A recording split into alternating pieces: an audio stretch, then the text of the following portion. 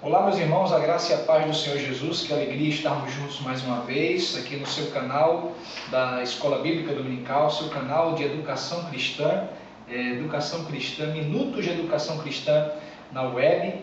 E estamos aqui mais uma vez para comentar uma lição da Escola Bíblica Dominical, a separação de um povo para adoração exclusiva. Estamos aqui com o nosso colega, nosso amigo, nosso amado irmão Ícaro, ele também que é um dos nossos alunos aqui da Escola Teológica da Assembleia de Deus em Abreu e Lima. Pai do Senhor Ícaro. Pai do Senhor, professor Abraão, é uma satisfação poder estar aqui novamente participando do Minutos de Educação Cristã, juntamente com o senhor, onde a gente tem aprendido bastante e eu acredito que seja bastante proveitoso para a sua aula aí, em nome de Jesus. Amém, certamente.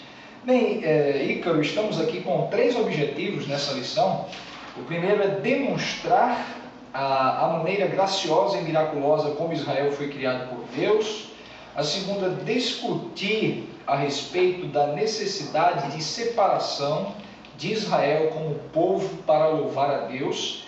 E a terceira é refletir a respeito da relação entre igreja e Israel. Bem, estamos numa lição, toda ela falando sobre a questão da adoração. É um tema muito interessante, em algumas circunstâncias até controvertido, às vezes tem uma percepção errada do que seja adoração. E eu queria ver contigo aqui, Ícaro, algumas informações importantes. O texto base é aquele de Êxodo, capítulo 19, do versículo 1 ao 8. Mas vamos lá. O primeiro tópico diz: Israel, o povo de Deus, por Deus e para Deus. Queria que você falasse um pouco mais sobre essa especificidade aqui de Israel como povo de Deus, por Deus, para Deus. Graças a Deus. Antes de comentar um pouco sobre esses tópicos, rapidinho, dentro da leitura em si, comentada na lição de Êxodo, capítulo 19, onde retrata que Deus fala com Moisés no Monte Sinai, onde o Monte Sinai ele é um dos lugares sagrados na história do povo de Israel. Porque é no Monte Sinai, também conhecido como Monte Horebe, em que Deus fala com Moisés através de uma sarça ardente e também entrega as leis a Moisés. E o texto vai tratar nos versículos seguintes, em específico, quero tratar só alguns versículos dentro do texto bíblico, que vai falar o versículo número 4. Vós tende vistos o que fiz aos egípcios, como vos levei sobre asas de águia e vos trouxe a mim. Ou seja, a gente vai ver Deus trazendo à memória como ele tratou com o povo de Israel dentro do Egito. Exato. E ele vai usar essa linguagem, essa figura de linguagem sobre asas de águia, trazendo para perto dele, onde Deus tinha um motivo para resgatar aos israelitas. Ele tinha um motivo e ele tinha um propósito específico para retirar o povo do Egito a ir para o deserto. Na verdade, o povo do Egito é convidado a sair do conforto, que a gente vai comentar lá na frente, do Egito para vir para dentro do deserto, para ter uma intimidade maior com Deus. O versículo de número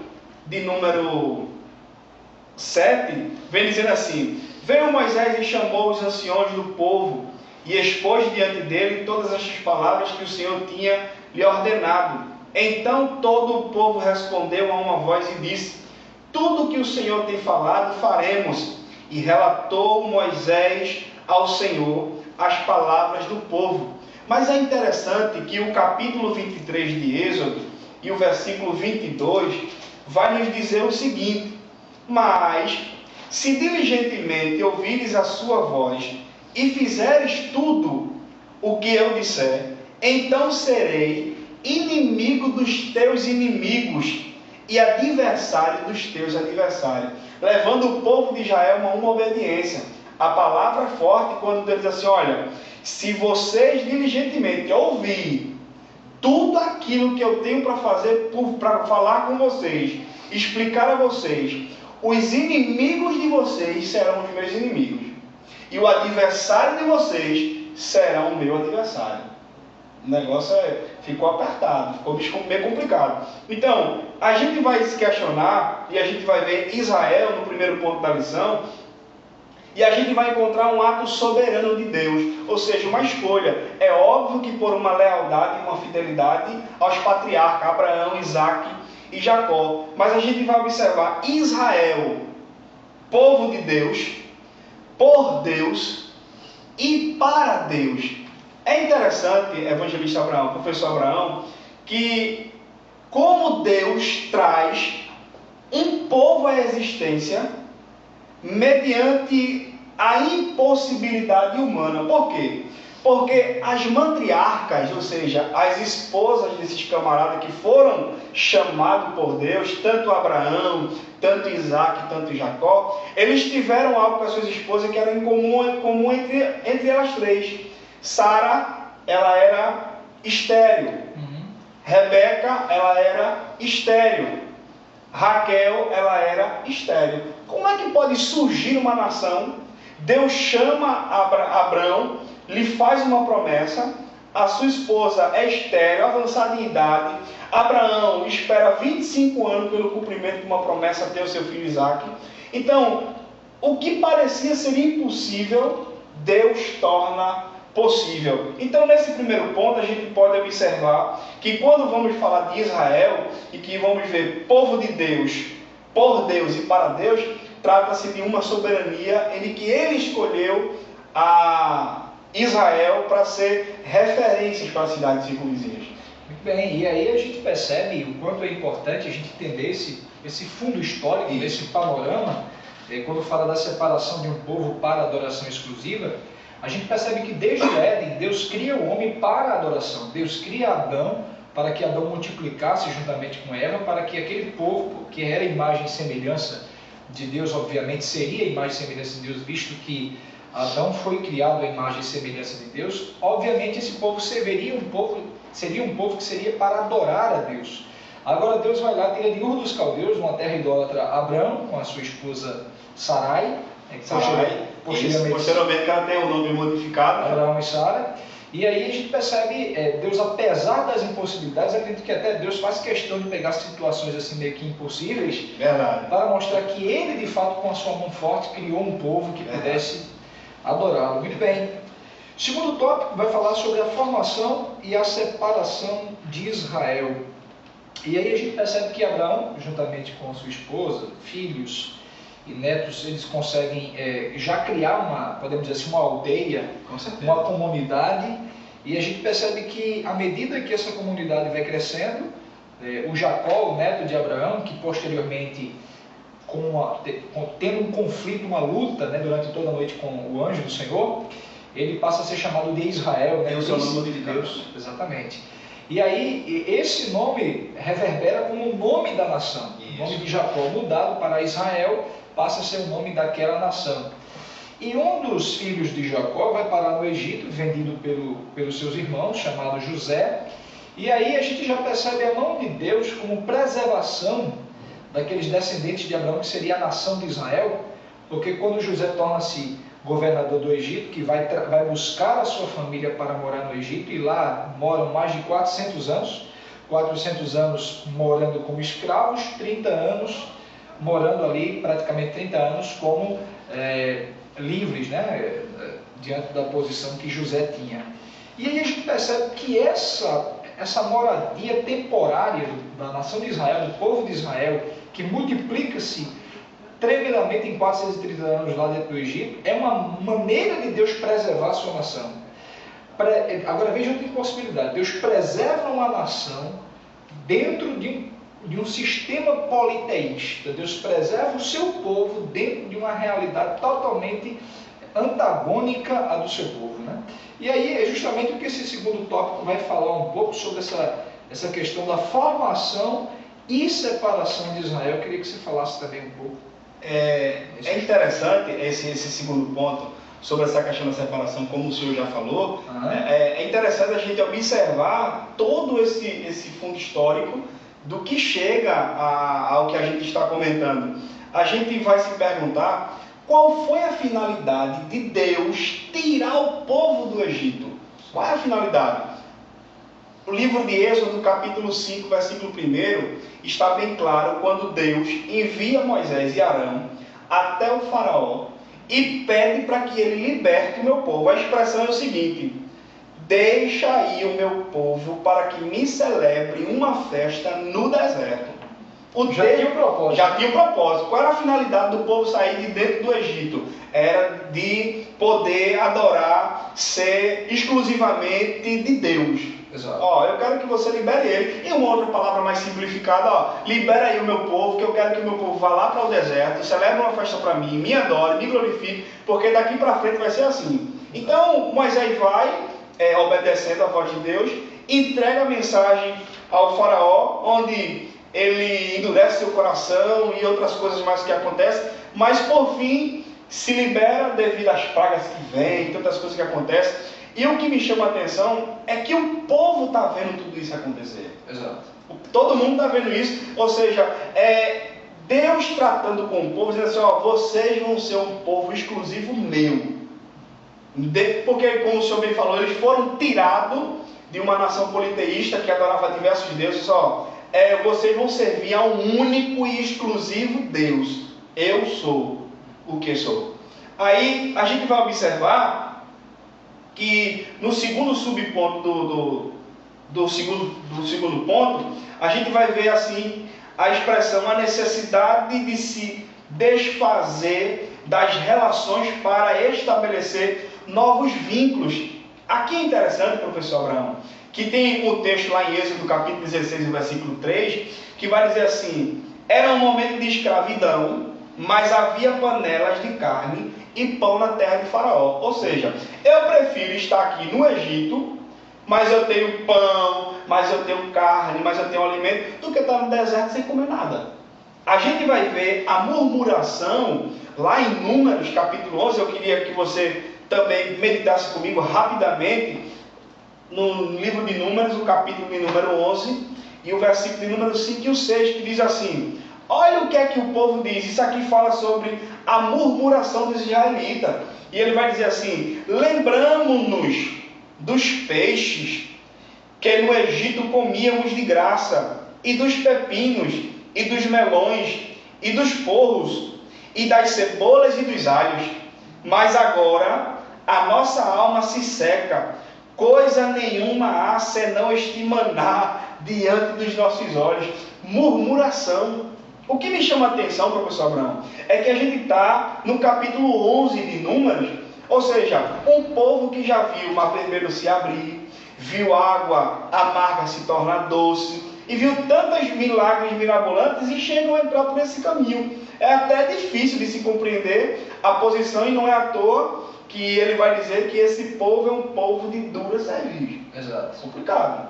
Muito bem, então aí a gente percebe essa exigência, essa necessidade de o povo de Israel, apesar de ter sido preservado fisicamente, socialmente falando, de modo geral lá no Egito, havia necessidade de eles reverem alguns valores deles e de desfazer das velhas relações e estabelecer novas relações. Muito bem. No terceiro tópico, o comentarista aqui da lição, ele praticamente faz já uma aplicação para os nossos dias, quando ele vai dizer: somos a nação da cruz. Ou seja, ele vai mostrar, de certa forma, que aqueles acontecimentos, todo ele do Antigo Testamento, que surgiu com Deus e Israel, isso vai trazer grandes referências para as nossas vidas hoje, visto que através de Israel nasceu o Messias, nasceu o Salvador Jesus Cristo, que não foi o Salvador apenas daqueles que decidiriam crer no Senhor Jesus de Israel, mas todos aqueles que creem em Jesus também fora de Israel. E aqui ele vai dizer no primeiro ponto do terceiro tópico, Israel como metáfora histórica da igreja, ou seja, serviria como uma espécie para que a gente pudesse ter como exemplo de Israel e trazer para as nossas vidas. E o segundo ponto do terceiro tópico vai falar a igreja como um povo santo, a exemplo de Israel. E aí, como a gente poderia aplicar como nós, assim, nação da cruz? Esse texto, a gente pode ser levado para Efésios capítulo 2, versículo 11 e 22, que eu vou ler para que a gente possa ter uma noção justamente do que aconteceu, onde Deus, o próprio Jesus Cristo, ele veio para um povo, o povo de Israel. E a Bíblia vai dizer que eu vim para os meus, mas os meus me rejeitaram. Ou seja, não quiseram de fato o Salvador, rejeitaram ele. Então, mediante essa rejeição, nós fomos enxertados, nós fomos encaixados, nós se apoderamos dessa graça que foi fornecida para o povo de Israel, que por uma rejeição a gente foi incluído. A gente vai ver que no terceiro ponto e o primeiro subponto vai dizer assim: as promessas de Israel são específicas e restritas a este povo. Tudo bem. Todavia, em um Novo Testamento, a referência ao Deus amplifica-se e ganha contornos universais, não mais regionais e culturais, ou seja, não só para o povo de Israel. Agora nós, considerados gentios, entramos e alcançamos essa bênção que foi fornecida ao povo de Israel. A igreja, como grupo de pessoas que reúne os salvos em Cristo, não é um estado político ou uma civilização específica, mas o ajuntamento daqueles que foram alcançados pelos efeitos do sacrifício vicário de Jesus Cristo. Como o Senhor bem falou, por todos aqueles que creem no sacrifício de Jesus Cristo, podem agora entrar e aceitar o que a gente está comentando. E para finalizar aqui, eu queria deixar para a sua meditação, dentro do texto de Efésios, o capítulo de número 2, Efésios, capítulo de número 2,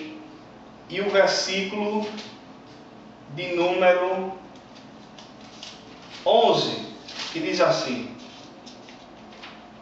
Efésios 2, 11.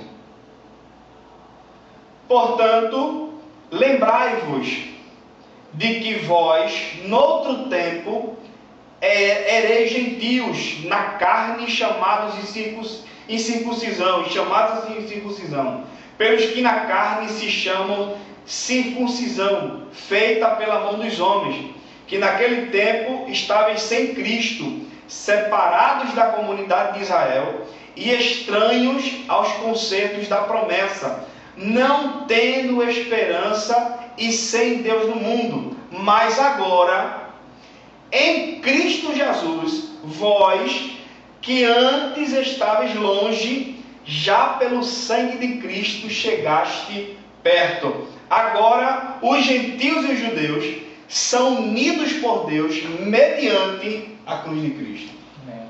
São mediante a cruz de Cristo. Exatamente. Então hoje podemos confessar a Deus como nosso Senhor, adorá-lo, bendizê-lo. Qualquer povo, qualquer nação, qualquer língua, tribo, povo pode de fato adorar esse Deus, visto que Deus cumpriu o seu propósito em enviar o Messias através da nação de Israel, que seria uma nação sacerdotal, e que hoje esse Cristo morreu, ressuscitou e está vivo pelos séculos dos séculos, e obviamente é o mediador de uma nova aliança, e que crendo nesse Jesus, nós temos livre acesso para adorar a Deus. Querido professor, você que está e assistiu esse vídeo, aproveite bem essa aula, desenvolva bastante para que você possa trazer essa comunicação importante do tratado de Deus com a humanidade, através de um homem, através de uma nação, e estabelecendo esse propósito de que Ele criou desde o princípio, que o homem foi criado para adorar a Deus. E adora-se a Deus de várias maneiras, certamente com a vida, isso é o mais importante. E eu queria lhe lembrar cada vez mais acerca da Escola Bíblica Dominical. Não deixe de participar da Escola Bíblica Dominical, você que é jovem, meu irmão, minha irmã em Cristo, que assiste esse canal e está assistindo esse vídeo, participe da Escola Bíblica Dominical na sua igreja. É uma grande oportunidade de crescimento espiritual. E você que deseja ampliar ainda mais o seu conhecimento, venha estudar conosco na Escola Teológica da Assembleia de Deus em Abreu Lima, Pernambuco. Está aqui embaixo, você já vai ver aqui o telefone aqui que você pode se comunicar e ter informações melhores. Queremos informar que temos uma turma nova para o ano 2017, aos sábados, aquela turma que funciona especial aos sábados, que vai começar as matrículas no mês de dezembro. Ela começa as matrículas no mês de dezembro e as aulas começam no mês de janeiro, isso a turma do sábado. E aqueles que querem fazer o curso avançado de teologia, não pode fazer o sábado, mas pode fazer durante a semana, de segunda a sexta-feira à noite. As matrículas vão começar em janeiro e as aulas começarão em fevereiro. Então, divulgue esse trabalho, que certamente Deus tem coisas tremendas, já está fazendo. E eu quero agradecer a todos, que Deus abençoe a todos, no nome de Jesus. Amém. Amém.